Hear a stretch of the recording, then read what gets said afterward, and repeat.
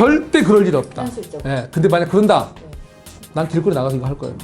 세금이 사실 수요 억제책이거든요. 네. 사실은 뭐 세금 가지고 집 짓는 거 아니라서 지금 가장 문제를 모두가 다 얘기하는 게 뭐냐? 공급이잖아요. 자, 공급 때문에 문제가 있는데 공급을 다 막는 정책이에요. 이런 이동 제한 실거주가 제한을 가면 이런 식으로 하면 네. 실업률이 증가한다는 가설도 있어요. 그러나 결론은 이거예요. 반드시 틈은 만들어줄 수밖에 없다. 대표님 이제 진짜 시간이 너무 빠르다. 무섭다. 벌써 하반기를 이제 코앞에 두고 있는 거잖아요. 그렇죠. 그러니까 이제 또 저희가 궁금하고 또 이야기를 나눠봐야 되는 게 이재명 정부 정책이에요. 그쵸. 하반기 정책. 그죠. 좀 뭐 어떤 거에 중점을 두고 보고 계세요? 우선은 이제 선거 끝났잖아요. 물론 이제 선거 결과가 약간 여당의 예상과는 다르게 네, 나왔죠. 네. 네, 그래서 변화는 있을 거라고 하는데 그러더라도 지금 말 나오는 것만 봐서는 네. 계속 말 나오는 게 진짜 그렇게 할지 안 할지 여전히 잘 모르겠지만 네. 우선 수요 억제책 중에 하나인 이제 세금 문제. 세금이 사실 수요 억제책이거든요. 네. 사실은 뭐 세금 가지고 집 짓는 거 아니라서. 근데 그치. 근데 이제 제일 많은 게 보유세 문제 하나 나오고 그다음에 이제 그 기준으로 그 비거주 1주택자 문제를 계속 단어를 계속 꺼내잖아요. 우리가 옛날에도 맞아요, 얘기하지만. 근데 거기에 대해서 저는 이제 뭐 이건 다 이제 나올 거다 이상하는 거니까. 근데 저희는 그 부작용과 거기에 대해서 따로 만들어진 시장을 얘기하고 싶어요. 무슨 말이냐면 지난번에도 제가 사실은 그 우리 비거주 1주택자들 네. 여기에 대한 세금 강화될 거다 얘기할 때 좀 차별을 둘 거다 한번 얘기한 적이 있어요. 그러니까 일반 아파트하고 소규모 주택하고. 네네. 왜냐하면 뭐 이런 거죠. 우리가 진짜 모든 주택을 무조건 중심을 실거주로만 잡아버리면 대한민국이라는 게 산업이 다 퍼져 있잖아요. 네. 예를 들면 지방에서 올라오는 대학생 서울에 만약 기숙사 아니라면 그 사람을 위한 집은 누가 지어요? 그쵸. 말이 안 되는 네. 거잖아요. 제가 그때도 그래서 원룸, 투룸 이런 임대형 주택 단속 힘들다. 이렇게 말했던 이유가 뭐냐면 이게 모든 주택을 실거주 기준으로 맞추는 순간 어떤 이동의 제한 같은 게 걸리는 거거든요. 왜냐하면 그러면 우리가 그런 거잖아요. 내가 어디 가서 한 6개월 근무할 거야. 뭐 지방의 어떤 산단이 갑자기 뭐 조성한 데서 내가 인부로 가는데 거기서 집을 구하는데 그 집이 만약 실거주를 요건을 꽉 다 채우라고 한다면 그러면 거기 나올 집이 실거주형 주택 아니면 없을 거 아니에요. 그쵸. 그러면 집 구하기 되게 힘들거든요. 그런데 자 호텔 가야 돼요. 아, 말이 안 돼요. 말이 이게 뭐냐면 네네. 이게 실거주를 모든 주택에 적용할 수 있느냐. 다시 한 번 말씀드리지만 절대 불가능. 그걸 대한민국 정부가 한다면 내려와야 돼요. 그건 말이 안 돼요. 이거 과격한 얘기지만 그건 시민들 산업을 죽이는 구조예요. 뭐냐면 우리는 많은 사람들이 이동을 해요. 근데 해서 그 이동하고 내가 장기 어디에 뭐 1년, 2년 우리 근무하다 보면 발령 나잖아요. 그거를 내가 꼭 실거주 집 용도로만 지어진 집에 갈 수 있냐? 그건 아니잖아요, 우리가. 그래서 또 집이란 게 이런 거잖아요. 임대형 집은 사실 내가 자주 아직 어릴 때는 이동이 잦다. 네. 보통 사람이 젊으면 좀 더 이동이 크고 나이 들면 고정되기 시작하거든요. 활동 영역이. 그래서 근데 그러면 젊은 사람한테 어디 이동할 때 너 꼬박 집 사. 저리 이동할 때 너 집 사.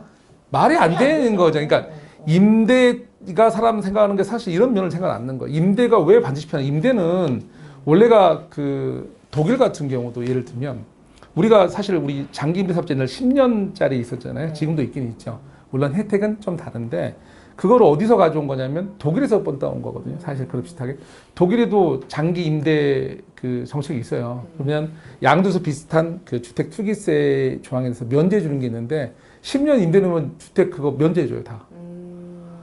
독일 우리가 많이 바라보는 그 독일도 네. 저기 자가 비율 50% 안쪽이에요. 아, 물론 거기도 이제 베를린이 집이 부족해서 문제가 많이 있지만 제 말이 이게 무슨 말이냐면 산업이고 사람 사는데 이동이라는 게 있는 건데 그거는 실거주용 주택만 어떻게 매일 전 주택의 테마에 다 해버리면 이거는 이동 제한이에요. 그쵸. 그럼 이거 산업에 바로 연결이 돼요.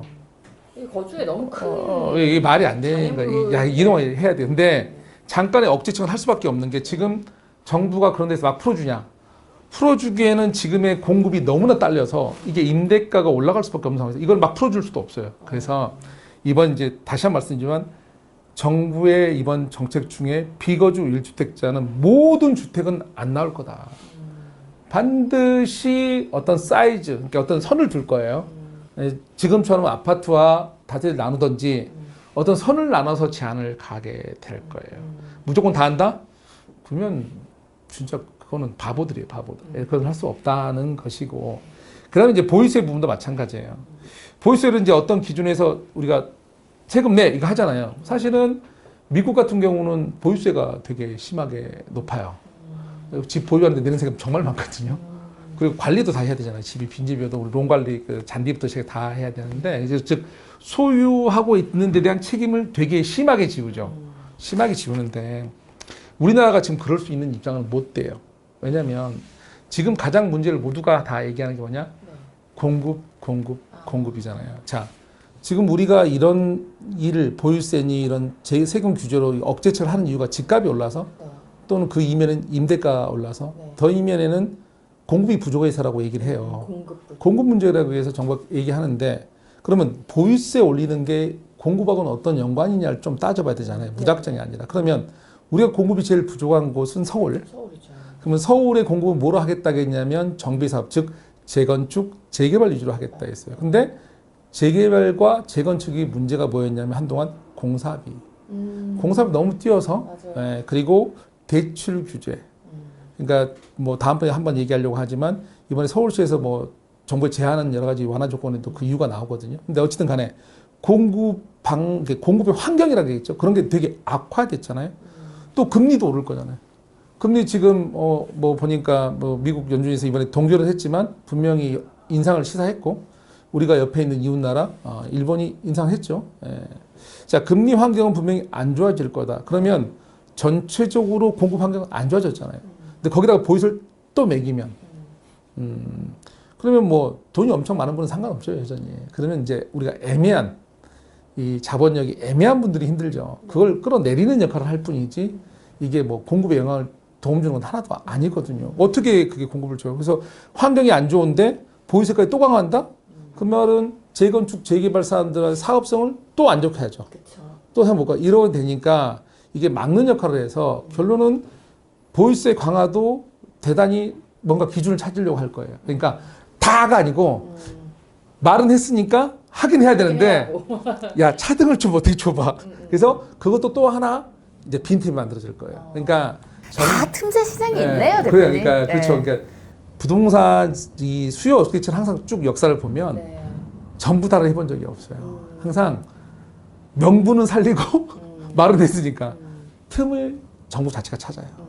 약간 틈을 두죠. 왜? 그게 자기들이 그래서 이러한 이유로 여기에 어떤 공급적 측면에서 뭘 하기 위해서 이걸 좀 열어놨다는 식으로 아니면 임대를 안정시키고 이걸 했다는 식으로 지금 이제 그것 중에 하나가 우리 지금 뭐 그 신축 빌라 중에 27년까지 중고나면 세대수 포함 안 시키는 조항 있잖아요. 특례 조항 소득 그런 거 똑같거든요. 다 그런 거죠. 그렇게 해서 하는 거니까 이번에 이제 이재명 정부 정책이 뭐 예상한 대로 언급은 될 거다 항목들은 다. 그러나 결론은 이거예요. 반드시 틈은 만들어줄 수밖에 없다. 그리고 그 틈에 의해서 여러분은 그걸 보고 가야 된다. 그리고 더군다나 이제 모든 주택 할까봐 걱정하는데 절대 그럴 일 없다. 현실적으로. 예. 근데 만약 그런다. 난 길거리 나가서 이거 할 거예요. 진다면 이건 왜냐면 그거는 산업 기반을 망치는 거예요. 왜냐면 이동이 제한이 걸리는 거예요. 좀만 생각해 보세요. 아니 대학생이 서로 올라서 집을 못 얻는다. 내가 지방 출장 가서 한 발령을 한 1년 있어야 되는데 임대용 주택이 많이 필요하거든요. 말이 안 되는 거예요. 이동이 제한을 막는 거. 그래서 그거는 절대 하면 안 돼요.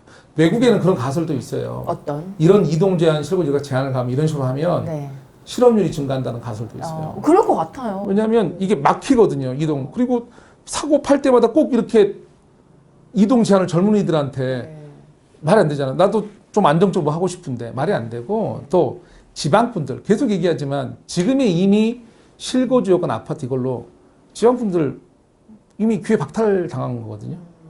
아니 봤더니 우리 동네는 시골인데 나도 농사 좀 지어서 돈 좀 벌었는데 이거 우리 동네 사봐야 의미가 없거든 집을. 그러니까 나 여기는 그냥 우리 빈집도 못 가니까 대충 임대 살고 나 저기 하나 사겠다 조그만 거. 근데 다 막아놨잖아요 아파트는. 거주 안 할 거니까 오지 마 이렇게. 네, 그렇게 돼 있는데 거기다가 만약 빌라까지 뭐 비거주 주택 이런 걸 해서 세금으로 막겠다 이래버리면 이거는 일부 그 정치적 목적 달성을 위해서 진짜 더 큰 부작용을 일으키는 걸 만드는 거거든요. 안 돼요. 특히나 장기로 공급을 우리가 아까 원초적으로 다시 한 번 말씀드리지만 공급 때문에 문제가 있는데 공급을 다 막는 정책이에요. 그래서 이번에 수요 억제책 이재명 정부가 무엇이 나오든 다 두려워하고 있거든요. 요즘에 보면 두려워서 이거 상담 왔을 때 이거 해야 되는데 좀 봅시다. 한 달. 다 하는 이유가 뭐냐면 발표한다고 했잖아요. 뭐 나오는지 보자 이거죠. 근데 제가 항상 하는 얘기지만 정부도 항상 모든 걸 다 하지 않아요. 항상 빈틈이 있으니까 그때 가서 움직이려면 또 달리게 되잖아요. 한참. 이게 반드시 그 빈틈이 지금부터 움직여서 가는 게 맞는 것 같아 보여요. 네, 이제 7월에 발표가 될 거니까 네. 또 정책 분석은 우리 대표님이 전문가시잖아요. 아, 뭐 그렇게 봐주시면 감사합니다. 네네, 7월 달에 또 자세히 분석 부탁드립니다. 네, 감사합니다. 네, 고맙습니다. 네.